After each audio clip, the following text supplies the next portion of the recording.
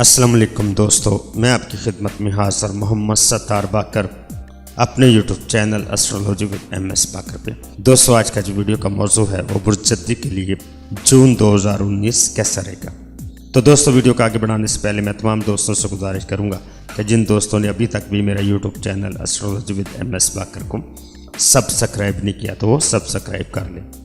یکم تا 8 جون سید نظر زہرہ تثلیث زحل کی مثبت اثرات اس ہفتے بھی ہوں گے۔ سیاسی و سماجی فائدہ ہوگا۔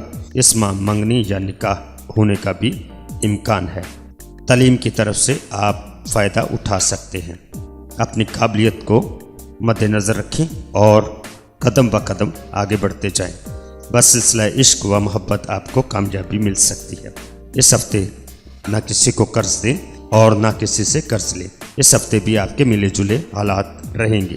شروع ہفتہ میں ناکامی، حسرت و یاس، مایوسی کی کیفیت طاری رہے گی، لیکن آپ کو اس سے گھبرانے کی قطعی ضرورت نہیں ہے۔ 9 تا 16 جون بہتر یہی ہے کہ خاموشی سے اپنے کام کو سر انجام دیں۔ ذہن میں نئے خیالات اور خوابوں کی بھرمار رہے گی۔ ہوائی قلعے بنانے سے بہتر ہے کہ آپ ان دنوں عملی کام کریں۔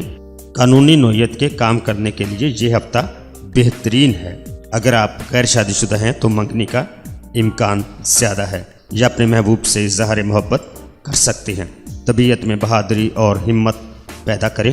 کوشش کریں اپنے موقف پر ڈٹے رہیں۔ 17 تا 25 جون اس ہفتے عطارد مقابلہ زحل کی نیس نظر قائم ہو رہی ہے۔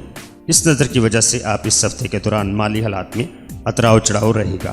کسی مقام پر جم کر بیٹھنا نصیب نہ ہوگا۔ اس ہفتے سیاحت و سفر میں رہیں گے اور مالی مفاد کم حاصل ہوں گے۔ اس دوران سفر محتاط رہیں۔ 26 تا 30 جون اس ہفتے مصروفیات میں اضافہ ہوگا۔ میل جول بڑھے گا۔ بامقصد نوعیت کی سرگرمیاں بھی رہیں گی۔